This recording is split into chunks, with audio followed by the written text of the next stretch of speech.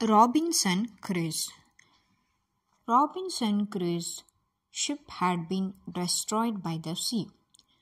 Robinson ಕ್ರೂಯಿಸ್ನ ಹಡಗು ಏನಿತ್ತು ಸಮುದ್ರದಿಂದ ನಾಶವಾಗಿ ಹೋಗಿತ್ತು. He had been alone for many years and longed for company. ಅವನು ತುಂಬ ವರ್ಷಗಳಿಂದ ಒಂಟಿಯಾಗಿ ಜೀವಿಸ್ತಾ ಇದ್ದ ಮತ್ತು ಯಾರಾದರೂ ಕಂಪನಿಗೆ ಸಿಗ್ತಾರಾ, ಜೊತೆಗೆ ಯಾರಾದರೂ ಸಿಗ್ತಾರಾ ಅಂತ ಹೇಳಿ ಕಾಯ್ತಾ ಇದ್ದ. One day he discovers a footprint on the sand. Let's find out what he did then. ಒಂದು ದಿನ ಅವನು ಫುಟ್ ಪ್ರಿಂಟ್ ಅಂತ ಹೇಳಿದ್ರೆ ಹೆಜ್ಜೆ ಗುರುತನ್ನು ಕಂಡು ಹಿಡ್ದ ಮರಳಿನ ಮೇಲೆ. ಆಮೇಲೆ ಏನಾಯಿತು ಅಂತ ಇಲ್ಲಿ ಹೇಳ್ತಾ ಹೋಗಿದ್ದಾನೆ, ಅದನ್ನು ನಾವು ನೋಡೋಣ. ಅವನು ಎಕ್ಸ್ಪೀರಿಯನ್ಸ್ ಮಾಡಿದ್ದಾನೆ, ಅಲ್ಲಿ ಹೇಳ್ತಾ ಹೋಗಿದ್ದಾನೆ. What he has gone through ಅದನ್ನು ಎಕ್ಸ್ಪ್ಲೇನ್ ಮಾಡಿದ್ದಾನೆ. ಸೊ ಅದನ್ನು ನೋಡ್ತಾ ಹೋಗೋಣ. One day when I was going towards my boat I was surprised to see the footprint of a man on the sand. ಒಂದು ದಿನ ಅವನ ಬೋಟ್ ಕಡೆಗೆ ಹೋಗ್ತಾ ಇರ್ತಾನೆ. ಆಗ ಅಲ್ಲಿ ಒಂದು ಹೆಜ್ಜೆ ಗುರುತನ್ನು ಅವನು ನೋಡ್ತಾನೆ ಮರಳ ಮೇಲೆ. ಅದನ್ನು ನೋಡಿ ಅವನಿಗೆ ತುಂಬ ಆಶ್ಚರ್ಯ ಆಗುತ್ತೆ. I stood amazed, I listened, I looked around me, I could neither hear nor see anything. ಆ ಒಂದು ಹೆಜ್ಜೆ ಗುರುತನ್ನು ನೋಡಿ ಅವನು ತುಂಬ ಆಶ್ಚರ್ಯಚಕಿತನಾಗಿ ಅಲ್ಲಿ ನಿಂತ್ಕೊಂಡು ಸುತ್ತಮುತ್ತ ಏನಾದರೂ ಕೇಳಿಸ್ತಾ ಇದೆಯಾ ಅಂತ ಹೇಳಿ ಒಂದು ಸಲ ಆಲಿಸ್ತಾನೆ. ಅವನ ಸುತ್ತಲೂ ಸಹ ಒಂದು ಸಲ ನೋಡ್ತಾನೆ. ಅವನಿಗೇನು ಕೇಳಿಸ್ಲೂ ಇಲ್ಲ, ಏನು ಕಾಣಿಸ್ಲೂ ಇಲ್ಲ. ಆಶ್ಚರ್ಯ ಆಗಿದ್ದು ಏನಂದರೆ ಆ ಹೆಜ್ಜೆ ಗುರುತು ಎಲ್ಲಿಂದ ಬಂತು. I went up higher to look down, I went up the shore and down the shore, but it was no good. ಆ ದಡ ಏನಿತ್ತು ಅದರಿಂದ ಸ್ವಲ್ಪ ಮೇಲ್ಭಾಗದಲ್ಲಿ ಹತ್ತುತ್ತಾನೆ, ಕೆಳಗಡೆ ಇಳಿತಾನೆ, ಸುತ್ತಮುತ್ತ ಎಲ್ಲ ಸಹ ನೋಡ್ತಾನೆ. ಬಟ್ ಎಲ್ಲೂ ಸಹ ಅವನಿಗೇನು ಸುಳಿವು ಸಿಗಲಿಲ್ಲ. I could find no other footprint but that one. ಅದು ಒಂದು ಹೆಜ್ಜೆ ಗುರುತು ಬಿಟ್ಟರೆ ಬೇರೇನು ಹೆಜ್ಜೆ ಗುರುತುಗಳೇ ಇರಲಿಲ್ಲ. ಹಾಗಾಗಿ ಅವನಿಗೆ ತುಂಬಾ ಆಶ್ಚರ್ಯ ಆಗುತ್ತೆ. ಕೇಳಿಸ್ಕೊಂಡ್ಲೂ ಇಲ್ಲ, ಅವನೇನು ಯಾವುದು ಕಾಣಿಸ್ಕೊಂಡ್ಲೂ ಇಲ್ಲ, ಒಂದೇ ಒಂದು ಹೆಜ್ಜೆ ಗುರುತು ಮಾತ್ರ ಇತ್ತು. I wanted to again to see if there were any more footprints and to tell if it had been my imagination. ಅವನು ಇನ್ನೊಂದು ಸಲ ಖಾತ್ರಿ ಪಡಿಸ್ಕೊಳ್ಳೋಕ್ಕೋಸ್ಕರ ಅಲ್ಲಿ ಮತ್ತೆ ಹೋಗಿ ನೋಡ್ತಾನೆ, ಬೇರೆ ಏನಾದರೂ ಹೆಜ್ಜೆ ಗುರುತು ಇದ್ದಾವ ಅಥವಾ ನಾನು ಕಲ್ಪನೆ ಮಾಡ್ಕೊಂಡಿದ್ದೀನಾ ಏನಾದರೂ ಇರೋ ಥರ ಅಂಥೇಳಿ. But I was not mistaken. ಹೌದು, ಅವನೇನು ತಪ್ಪು ತಿಳ್ಕೊಂಡಿರಲಿಲ್ಲ.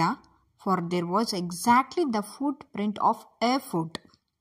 ಯಾವುದನ್ನು ಕಲ್ಪನೆಯೂ ಸಹ ಮಾಡ್ಕೊಂಡಿರಲಿಲ್ಲ, ಅವನು ನೋಡಿದ್ದು ತಪ್ಪಾಗಿಯೂ ಸಹ ಇರಲಿಲ್ಲ. ಅಲ್ಲಿದ್ದಂಥದ್ದು ಒಂದೇ ಒಂದು ಹೆಜ್ಜೆ ಗುರುತು ಆಫ್ ಎ ಫುಟ್. ಫೀಟ್ ಅಂದರೆ ಪ್ಲೂರಲ್ ಆಗುತ್ತೆ, ಫುಟ್ ಸಿಂಗ್ಯುಲರ್. ಫುಟ್ ಅದರಲ್ಲಿ ಏನೇನಿತ್ತು? ಟೋಸ್ ಬೆರಳುಗಳಿತ್ತು, ಹೀಲ್ ಇಮ್ಮಡಿ ಇತ್ತು, every part of a foot ಒಂದು ಬೆರಳುಗಳಿಂದ ಹಿಡಿದು ಇಮ್ಮಡಿಯವರೆಗೂ ಒಂದು ಹೆಜ್ಜೆ ಗುರುತಿನ ಎಲ್ಲ ಪಾರ್ಟ್ಗಳು ಅಲ್ಲಿ ಮರಳಿನ ಮೇಲೆ ಇತ್ತು. I could not imagine how it came there. ಅವನಿಗೆ ಇಮ್ಯಾಜಿನ್ ಕೂಡ ಮಾಡೋಕ್ಕಾಗಲಿಲ್ಲ, ಕಲ್ಪನೆಯೂ ಸಹ ಮಾಡ್ಕೊಳ್ಳೋಕ್ಕಾಗಲಿಲ್ಲ ಅದು ಹೇಗೆ ಅಲ್ಲಿ ಬಂತು. ಯಾಕಂದರೆ ಬೇರೆ ಹೆಜ್ಜೆ ಗುರುತುಗಳು ಯಾವುದೂ ಇಲ್ಲ, ಇರೋದೇ ಅದು ಒಂದು, ಅದರಲ್ಲೂ ಒಂದೇ ಒಂದು ಪಾದದ್ದು. I stared a long time thinking but became more and more confused. ಅಲ್ಲಿ ಭಾಳ ಹೊತ್ತು ಅವನು ನಿಂತ್ಕೋತಾನೆ. ಅವನು ನಿಂತಷ್ಟು ಅವನಿಗೆ ಮತ್ತೆ ಕನ್ಫ್ಯೂಸ್ ಆಗ್ತಾ ಹೋಗುತ್ತೆ. At last I returned home very frightened, looking behind me after every 2 or 3 steps, mistaking every bush and tree to be a man. ಅಲ್ಲಿಂದ ಅವನು ವಾಪಸ್ ಮನೆಗೆ ಹೊರಡ್ತಾನೆ. ಮನೆಗೆ ಹೊರಡುವಾಗ ಮತ್ತಷ್ಟು ಅವನು ಭಯಭೀತನಾಗಿರ್ತಾನೆ. ಫ್ರೈಟೆಂಡ್ ಅಂದರೆ ಹೆದರ್ಕೊಂಡಿರ್ತಾನೆ. ಪ್ರತಿಯೊಂದು 3-4 ಹೆಜ್ಜೆಗೂ ಸಹ ಮನೆಗೆ ಹೋಗುವಾಗ ಅವನು ತಿರುಗಿ ನೋಡ್ತಾ ಇರ್ತಾನೆ. ಯಾಕಂದರೆ ಪ್ರತಿಯೊಂದು ಬುಷ್ ಅಂದರೆ ಈ ಹುಲ್ಲಿನ ಪೊದೆಗಳನ್ನು ಸಹ ಅಥವಾ ಮರಗಳನ್ನು ಎಲ್ಲದನ್ನು ಮನುಷ್ಯ ಏನೋ ಯಾರೋ ಹಿಂಬಾಲಿಸ್ತಾ ಇದ್ದಾರೇನೋ, ಯಾರೋ ಬಂದಿರ್ಬೋದೇನೋ ಅಂತ ಹೇಳ್ಕೊಂಡು ಅವನು ಇಮ್ಯಾಜಿನ್ ಮಾಡಿಕೊಂಡು ತುಂಬ ಭಯಭೀತನಾಗಿ ವಾಪಸ್ ಮನೆಗೆ ಹೋಗ್ತಾನೆ. When I came to my cave, ಅಲ್ಲಿ ಅವನು ಒಂದು ಕೇವ್ ಅಂದರೆ ಗುಹೆ ಥರ ಮಾಡ್ಕೊಂಡಿರ್ತಾನೆ, which I called my castle. ಅದನ್ನೇ ಅವನ ಮನೆ ಥರ ಮಾಡಿಕೊಂಡು ಅಲ್ಲೇ ವಾಸವಾಗಿರ್ತಾನೆ. ವಾಪಸ್ ಅದಕ್ಕೆ ಬಂದಾಗ I run inside it as if I was being chased. ಅವನು ಯಾವ ರೀತಿ ಒಳಗಡೆ ಓಡೋಗ್ತಾನೆ ಅಂತ ಹೇಳ್ತಾ ಇದ್ದಾನೆ ಇಲ್ಲಿ.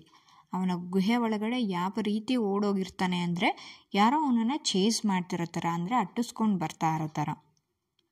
I do not remember whether I use the ladder or went in by the hole in the rock which I call the door. ಎಷ್ಟರ ಮಟ್ಟಿಗೆ ಅವನು ಭಯಭೀತನಾಗಿರ್ತಾನೆ, ಹೆದರ್ಕೊಂಡು ಒಳಗಡೆ ಓಡೋಗಿರ್ತಾನೆ ಅಂದರೆ ಅವನಿಗೆ ನೆನಪೇ ಇರಲ್ಲ. ಅದನ್ನು ಒಂದು ಹೋಲ್ ಒಳಗಡೆಯಿಂದ ಬನ್ನೋ ಆ ಗುಹೆಗೆ, ಅಥವಾ ಲ್ಯಾಡರ್ ಅಂದರೆ ಏಣಿನ ಉಪಯೋಗಿಸಿ ಅವನು ಒಳಗಡೆ ಬನ್ನೋ ಅನ್ನೋದೇ ಅವನಿಗೆ ನೆನಪಿಲ್ಲ. ಅಷ್ಟು ಹೆದರ್ಕೊಂಡು ಅವನು ಗಾಬರಿಲಿ ಒಳಗಡೆ ಹೋಗಿರ್ತಾನೆ. I ran for cover faster than any animal could run. ಎಷ್ಟು ಫಾಸ್ಟಾಗಿ ಅವನು ಓಡೋಗಿರ್ತಾನೆ ಅಂದರೆ ಯಾವುದೇ ಪ್ರಾಣಿಗಿಂತಲೂ ಅವನು ಫಾಸ್ಟಾಗಿ ಓಡೋದೆ ಮನೆಗೆ ಅಂತ ಹೇಳಿ ಇಲ್ಲಿ ಅವನು ಎಕ್ಸ್ಪ್ಲೇನ್ ಮಾಡಿದ್ದಾನೆ, ಯಾವ ರೀತಿ ಅವನು ಮನೆಗೆ ಹೋಗ್ತಾನೆ ಭಯಭೀತನಾಗಿ ಅಂತ ಹೇಳಿ. I did not sleep that night. ಅವತ್ತಿನ ರಾತ್ರಿ ಅವನಿಗೆ ನಿದ್ದೆನೇ ಬರೋದಿಲ್ಲ. ಯಾಕೆ ಅಂದರೆ ಈ ಹೆಜ್ಜೆ ಗುರುತಿನ ಸಲುವಾಗಿ. ಯಾಕಂದರೆ ಒಂದು ಹೆಜ್ಜೆ ಗುರುತಿರುತ್ತೆ, ಯಾರ್ದು ಅಂತ ಗೊತ್ತಿಲ್ಲ. ಆ ಹೆಜ್ಜೆ ಗುರುತಿನ ದಾರಿ ಸಹ ಇಲ್ಲ. ಯಾರಾದರೂ ಬಂದಿದ್ದರೆ ಒಂದು ಪಕ್ಷದಲ್ಲಿ ಎಲ್ಲ ಹೆಜ್ಜೆ ಗುರುತುಗಳು ಇರ್ತಾಯಿತ್ತು, ಅವರು ಬಂದಿರೋ ದಾರಿ ಇರ್ತಾಯಿತ್ತು. ಆದರೆ ಆಶ್ಚರ್ಯವಾಗಿ ಅಲ್ಲಿ ಒಂದೇ ಒಂದು ಇತ್ತು ಹೆಜ್ಜೆ ಗುರುತು. ಅದು ಒಂದೇ ಒಂದು ಕಾಲಿನದ್ದಾಗಿತ್ತು. ಸುತ್ತಮುತ್ತ ಏನೂ ಕೇಳಿಸಿರಲ್ಲ, ಏನೂ ಕಾಣಿಸಿರಲ್ಲ. ಹಾಗಾಗಿ ಅದೇ ಚಿಂತೆಯಲ್ಲಿ ಭಯಭೀತನಾಗಿ ಬಂದವನಿಗೆ ನಿದ್ದೆ ಸಹ ಬರಲ್ಲ. The more I thought about what I had seen the more afraid I become. ಅದನ್ನು ಯೋಚನೆ ಮಾಡಿದಷ್ಟು ಅವನಿಗೆ ಭಯ ಇನ್ನೂ ಜಾಸ್ತಿ ಆಗ್ತಾ ಇತ್ತು. I thought it could be one of the savages of the mainland who had wandered out to the sea in a small boat. ಯೋಚನೆ ಮಾಡ್ತಾ ಅನ್ಕೋತಾನೆ, it could be one of the savages of the mainland. ಅಂದರೆ ಅಲ್ಲಿ ದೂರದ್ದು ಒಂದು ಇದು ದಡ ಆಗಿರುತ್ತೆ, ಇನ್ನೊಂದು ಮೇನ್ ಲ್ಯಾಂಡ್ ಇರುತ್ತೆ. ಅಲ್ಲಿಂದ ಯಾರಾದರೂ ಸೇವೇಜಸ್ ಅಂತ ಹೇಳಿದರೆ ಅಲ್ಲಿರ್ತಕ್ಕಂಥ ಅನಾಗರಿಕರು ಅಂತ ಅರ್ಥದಲ್ಲಿ ಬರುತ್ತೆ. ಅಲ್ಲಿರ್ತಕ್ಕಂಥ ಯಾರೋ ಒಬ್ಬರು ಮನುಷ್ಯರು ಬಂದಿರ್ಬೋದು, ಅವರ ಒಂದು ಸ್ಮಾಲ್ ಬೋಟ್ನ ಯೂಸ್ ಮಾಡಿಕೊಂಡು ಬಂದಿರ್ಬೋದು ಅಂತ ಸಹ ಯೋಚಿಸ್ತಾನೆ. Luckily I was not on the shore at that time, but what if he had seen my boat. ಸದ್ಯ ಇನ್ನೊಂದು ಅದೃಷ್ಟವಶಾತಾಗಿ ಅವನು ಬಂದಂಥ ಟೈಮಲ್ಲಿ ನಾನು ಅಲ್ಲಿ ಇರಲಿಲ್ಲ ದಡದಲ್ಲಿ ಅಂತ ಕೂಡ ಅನ್ಕೋತಾನೆ. ಬಟ್ ಅವನೇನಾದರೂ ನನ್ನ ಬೋಟ್ ಅಂದರೆ ನಾನು ಕಟ್ಕೊಂಡಿರ್ತಕ್ಕಂಥ ಬೋಟ್ ನೋಡಿದರೆ ಅಂತ ಕೂಡ ಯೋಚನೆ ಬರುತ್ತೆ. ಯಾಕಂದರೆ ಸೇವೇಜಸ್ ಆಫ್ ದ ಮೇನ್ ಲ್ಯಾಂಡ್ ಅಂದರೆ ಅವರು ಅನಾಗರಿಕರಾಗಿರ್ತಾರೆ, ಅವರು ಬಂದು ಇವನೇನಾದರೂ ಮಾಡೋ ಅಂತಹ ಚಾನ್ಸಸ್ ಇರುತ್ತೆ, ಇವನಿಗೆ ಹಾರ್ಮ್ ಮಾಡ್ಬೋದಾಗಿತ್ತು ಏನಾದರೂ. ಹಾಗಾಗಿ ಸದ್ಯ ನಾನು ಅಲ್ಲಿ ಇಲ್ಲದೆ ಇರೋದೇ ಒಳ್ಳೆಯದಾಯಿತು, ಆದರೆ ನನ್ನ ಬೋಟ್ ಏನಾದರೂ ನೋಡಿದರೆ ಏನು ಮಾಡೋದು ಅಂತ ಕೂಡ ಅನ್ಕೋತಾನೆ. If he had seen the boat he would have realise that someone lived on the island and would soon return with others to kill and eat me. ಇನ್ನೊಂದು ಸಹ ಯೋಚನೆಯೂ ಬರುತ್ತೆ. ಏನು ಅಂತ ಹೇಳಿದ್ರೆ, ನನ್ನ ಬೋಟ್ನ ನೋಡಿದರೆ ಅವನೇನಾದರೂ ಯಾರಾದರೂ ಇಲ್ಲಿದ್ದಾರೆ ಅಂತ ಅಂದ್ಕೊಂಡಿರ್ತಾನೆ. ಅಂದ್ಕೊಂಡು ಅವನ ಒಂದು ಜಾಗಕ್ಕೆ ಹೋಗ್ಬಿಟ್ಟು, ಮೇನ್ ಲ್ಯಾಂಡ್ ಏನಿರುತ್ತೆ ಅಲ್ಲಿಗೆ ಹೋಗ್ಬಿಟ್ಟು ಅಲ್ಲಿಂದ ಅವರ ಜನಗಳನ್ನು ಕರ್ಕೊಂಡು ಬಂದುಬಿಟ್ಟು ಇವನಿರೋ ಅಂಥ ಐಲ್ಯಾಂಡ್ಗೆ ಇವನನ್ನು ಸಾಯಿಸ್ಬಿಟ್ಟು ತಿಂದು ಹೋಗ್ಬಿಡ್ಬೋದಿತ್ತು. ಆ ಯೋಚನೆ ಸಹ ಇವನಿಗೆ ಬರುತ್ತೆ. ಇವನಿಲ್ಲಿದ್ದಾನೆ ಅಂತ ಖಾತ್ರಿಯಾಗಿದ್ದರೆ ಬಂದಿರೋವನಿಗೆ ಅವ್ರ ಜನಗಳನ್ನು ಕರ್ಕೊಂಡು ಬಂದುಬಿಟ್ಟು ಇವನನ್ನು ಹೊಡೆದು ಎಲ್ಲ ತಿನ್ಕೊಂಡು ಹೋಗ್ತಾಯಿದ್ರು. ಹಾಗಾಗಿ ಇವನಿಗೆ ತುಂಬ ಭಯ ಆಗುತ್ತೆ ಅದನ್ನು ನೆನಪಿಸ್ಕೊಂಡು. ಆ್ಯಂಡ್ ಸೊ ಐ ಲೇ fearful for many days and prayed for protection. ಹಾಗಾಗಿ ಇವನಿಗೆ ಇನ್ನೂ ಹೆಚ್ಚು ಭಯ ಆಗುತ್ತೆ, ಯಾರು ಯಾವ ಕ್ಷಣದಲ್ಲಿ ಬೇಕಾದರೂ ಬಂದುಬಿಟ್ಟು ನನ್ನನ್ನು ತಿಂದು ಹೋಗ್ಬೋದು ಅಂತ ಹೇಳಿ.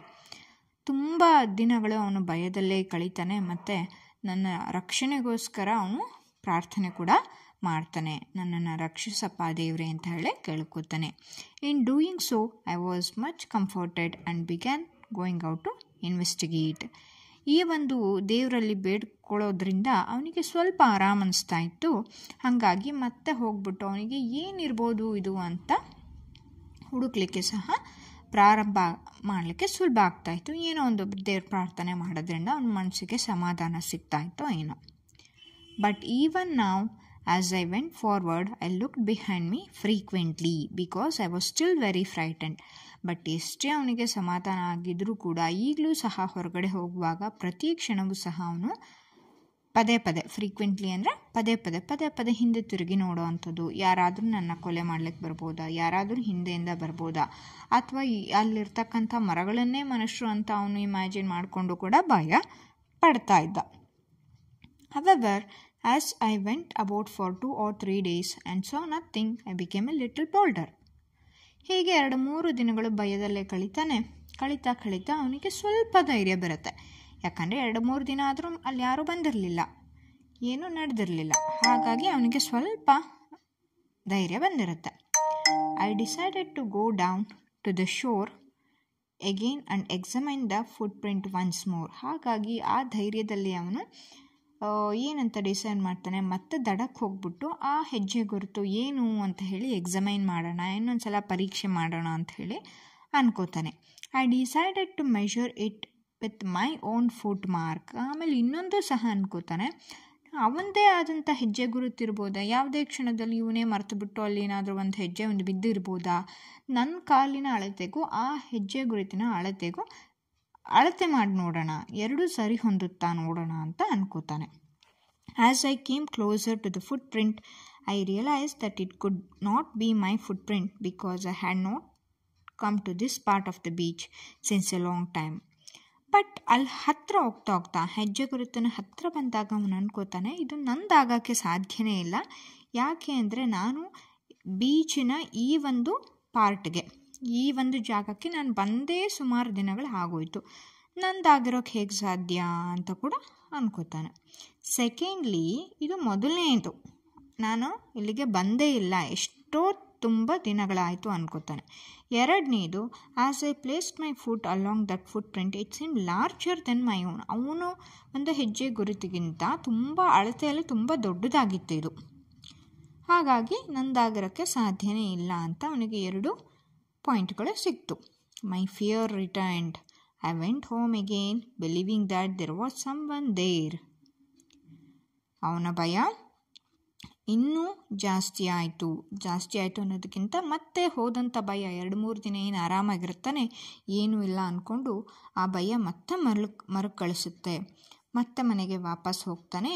ಏನಂತ ಅಂದ್ಕೊಂಡು, ಯಾರೋ ಒಬ್ಬರು ಇರ್ಬೋದು, ದಿಸ್ ಐಲ್ಯಾಂಡ್ ವಾಸ್ ಇನ್ಹ್ಯಾಬಿಟೆಡ್, ಅಂದರೆ ಯಾರೋ ಇದನ್ನು ಆಕ್ಯುಪೈ ಮಾಡ್ಕೊಂಡ್ಬಿಟ್ಟಿದ್ದಾರೆ ಅಂಥೇಳಿ ಅಂದ್ಕೊಂಡು ಮನೆಗೆ ವಾಪಸ್ ಹೋಗ್ತಾನೆ.